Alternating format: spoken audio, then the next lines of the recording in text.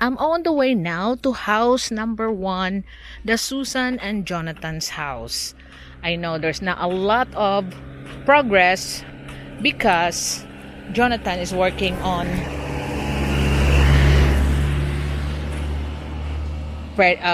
Norman's house, but you can see that he had done a wall here so people will not just look through.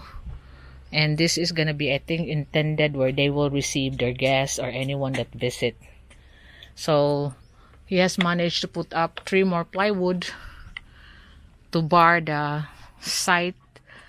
And this is the house of 12 children. And now they will be transferring the toilet on the other side. It's not gonna be beside the kitchen. So here, at least it looks better that the rooms are now covered. They cannot see through the family's area. Saan na ang anak? Oh, so the children are here. And they have their rooms here.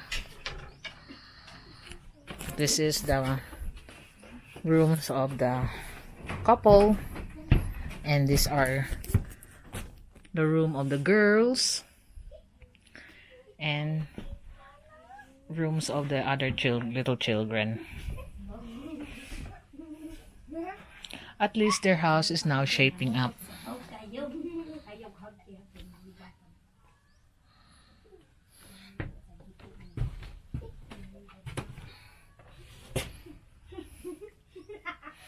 So you'd see when it was rainy day last Wednesday, I think, he didn't work in Norman's house, but Jonathan is working on his house. So that's why you can see the different shape now. In fact, they even have an orange paint, which is shocking to me. Orange lagi ni. Dito na nila palitas guba, ma'am. They have managed to bought some bargain paint, so to protect the plywood. So at least it's now start shaping up than the way they used to live before. And it's making the house bigger as well. Our help has made the house bigger that the family of 12 can fit in. So there's still more to do here. Jonathan will still make another room here for Mai and some of the children. So as you can see, this is just a temporary shelter. We can't make it into concrete because they don't own the land. But at least they have permission to build here for 10 years that they can stay here. That's why I'm confident to build a family, this abode, that in fact that can fit the 12 children.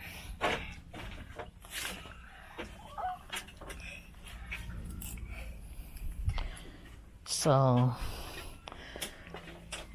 you still can extend a little bit there. So Jonathan needs more plywood and wood to make another room.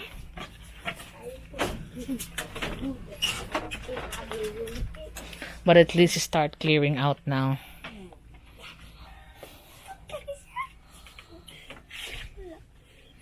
Because before, the family is just living on whatever materials they can find, like these bamboos. They just find it in the rivers. Even some give some of the bamboo so they can make their shelter. And sheets is the thinnest they can find. And it's only a few pieces. So the family is really struggling before. But before as well, you can see across, that's my shop area, in which become a family abode as well as an extended one. But after the typhoon, the owner of the land don't want them to rebuild on that side. So they are concentrating here of where their house is now. So you can see some of my shop here now is transferred here because she cannot be allowed to rebuild over there.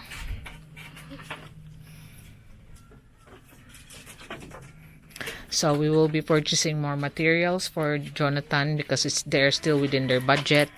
so they can make another room to make the 12 children fit.